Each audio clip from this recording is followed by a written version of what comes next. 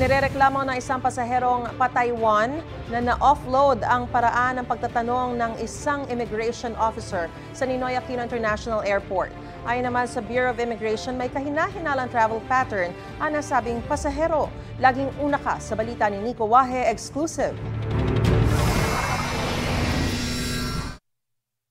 Ready to travel na raw to Taiwan para sa 3-day 2-night vacation si Brazil C. Sa kanyang March 5 flight, nag-video siya sa NAIA Terminal 3 dahil sa excitement. Regalo raw ng asawa ang ticket to Taiwan. Pero ang planong pag-unwind, naging stressful daw matapos ma-offload. Pagdating po dun sa booth ng immigration po, wala na pong tanong-tanong sa akin. Pinasunod na po agad ako nung immigration officer sa office nila. Tapos po, naghintay po ako ng mga ilang minuto bago po nila tawagin yung pangalan ko.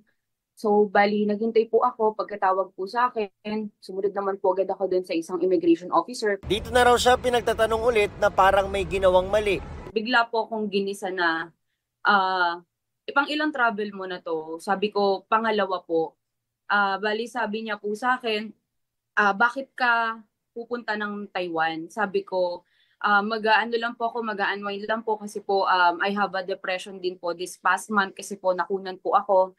I had a miscarriage po before. Hinala niya may kinalaman ito sa naunang offload incident niya noong October 2024. Papunta raw siya noon ng Hong Kong kasama ang kanyang mga kaibigan nang i-offload din sila ng immigration. Pero nakaalis na raw silang magkakaibigan noong November 2024 pa Hong Kong at dumiretso sa Jeju Island sa South Korea. Noong pauwi, nag-connecting flight pa sila via Taiwan. Ang hindi pa niya raw nagustuhan, ang mga tanong na tingin niya ay hindi na kailangan. Tulad ng, may anak ka ba? Pahingi ng bank statement mo?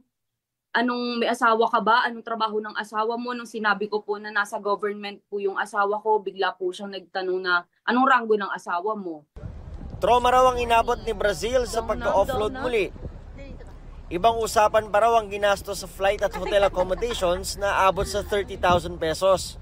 Kahit na meron naman po akong pinakitang proof na kaya ko pong gastusan yung sarili ko po sa travel ko po. Na parang wala ba akong karapatang mag-multi-city ng travel. Ayon sa Bureau of Immigration, may kahina-hinalang travel pattern na nakita kay Brazil. May mga inconsistencies po doon sa statements niya at saka mga documents na pinakita po.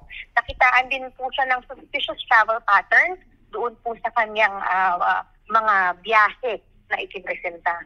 Hindi raw madetalye ng BI dahil pribado raw ito, pero karaniwan daw nakikita ito sa itinerary ng turista. Yung itinerary po siguro ng isang individual is part of the things that we are looking into, as well as kung nakikita po itong pattern na ito in previous cases of human trafficking. If this travel pattern keeps on repeating, halimbawa, or nakita sa isang individual ngayon, at ito po yung paulit-ulit na nakikita sa mga previous cases ng mga human trafficking victims, it becomes a red flag for the immigration officer who is assessing the traveler na nasa harap niya. Wala rin daw kinalaman ng dating record na pagka-offload ni Brazil, kaya ito nangyari ulit. Kaugnay naman sa ibang mga tanong na tingin ni Brazil ay hindi kailangan, iimbestigahan daw ito ng BI. Hearing that po, yung mga posisyon or rango ng partner would not siguro be part of the regular questions of an immigration officer because it does not say anything about the travel. May babalik pa kaya ang ginastos niya sa flight at hotel? Kung makita po natin na meron pong lapses doon sa immigration officer, sa actions po ng immigration officer, it is well within the right po of the subject na mag-request po kung ano po yung nakikita niya na kinakailangang action against the officer or against po or dun po sa kanyang kaso. Maaari rin daw magreklamo si Brazil sa Bureau of Immigration kung tingin niya ay walang dahilan para ma-offload siya. Ito ang unang balita, Nico Wahe, para sa GMA Integrated News. Gusto mo bang mauna sa mga balita? Mag-subscribe na sa GMA Integrated News sa YouTube at tumutok sa unang balita.